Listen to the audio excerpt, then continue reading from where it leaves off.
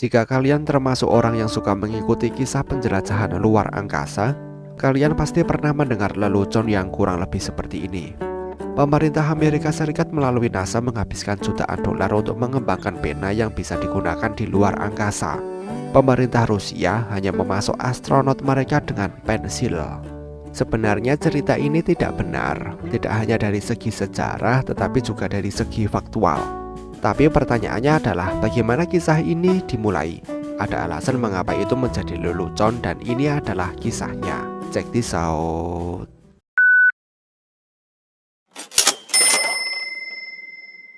Benarkah pensil aman di luar angkasa? Meski terdengar logis dan mudah, pensil sebenarnya memiliki resiko yang sangat tinggi jika digunakan di ruangan tanpa gravitasi. Pensil telah digunakan pada tahap awal eksplorasi ruang angkasa sebelum misi Apollo diluncurkan. Misi Apollo adalah misi pertama di mana para astronot dibekali dengan pensil. Karena pensil yang mereka gunakan meski terbentuk dari bahan grafit yang lebih keras, masih bisa pecah menjadi serpihan halus. Pensil juga beresiko patah dan meninggalkan debu yang bisa mempengaruhi perlengkapan astronot. Sebelum menggunakan pulpen, pensil mekanik digunakan karena tidak adanya pilihan lain. Tapi ruang tanpa gravitasi membuat bahan grafit pada pensil sulit menempel di kertas, sehingga menyebabkan tulisan menjadi buram dan sulit dibaca. Kenyataannya adalah pensil telah digunakan di luar angkasa, tetapi bukan karena pensil lebih mudah daripada pulpen. Pensil digunakan karena pada saat itu belum ditemukan pulpen yang cocok. Ada kontroversi besar ketika NASA membeli pensil mekanik untuk digunakan oleh astronot. Proyek Gemini yang merupakan proyek kedua NASA dalam upaya mengirim astronot ke luar angkasa mendapat kecaman setelah terungkap jika NASA menggunakan biaya yang sangat tinggi untuk membeli pensil mekanik.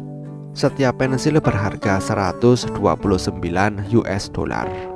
Menyusul kontroversi yang sempat mencuat, NASA mulai lebih berhati-hati dalam mengatur pembelian peralatan astronot. Sehingga ketika sebuah perusahaan bernama Fisher Pen Co. menawarkan penemuan mereka berupa pen yang dikatakan sempurna untuk digunakan astronot dalam gravitasi nol, NASA menolak permintaan tersebut karena takut akan diprotes publik lagi. Pemilik Fisher Pen, seorang pengusaha bernama Paul Fisher, telah menghabiskan jutaan dolar untuk mengembangkan teknologi pena bernama Space Pen. Tidak seperti ballpoint biasa, Space Pen memiliki tangki tinta yang tertutup rapat, memungkinkan tinta tetap dalam kondisi optimal dan tidak pernah kering.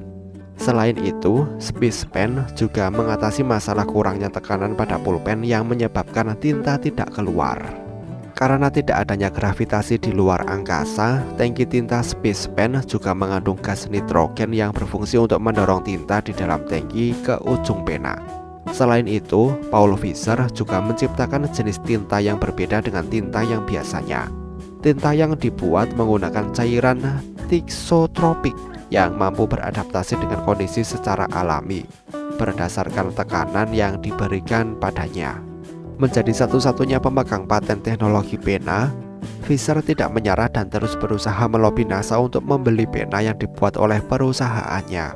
2 tahun kemudian, sekitar tahun 1965, setelah melalui sesi pengujian dan perbaikan, NASA akhirnya memesan 400 Space Pen dengan harga 6 dolar per batang.